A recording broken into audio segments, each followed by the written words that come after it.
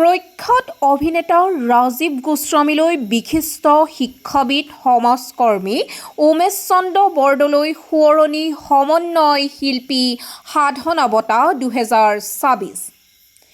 শিৱসাগৰ দৌলপথ বৰাজ জুৱেলাৰীৰ সন্মুখত অহা 18 এপ্ৰিল অৰ্থাৎ 4 বহাগ শনিবাৰে আয়োজিত সমন্বয় সাংস্কৃতিক গোষ্ঠী আৰু সাধাৰণ জাতি সুৰক্ষা সন্মিলন অসম ভাৰতীয় সাংবাদিক মহাসংঘ শিৱসাগৰ জিলা সমিতিৰ সহযোগত আয়োজিত 21 সংখ্যক শিৱসাগৰ বহাগী উৎসৱস্থলীত শিল্পীগৰাকীক প্ৰদান কৰা হ'ব এই বঁটা।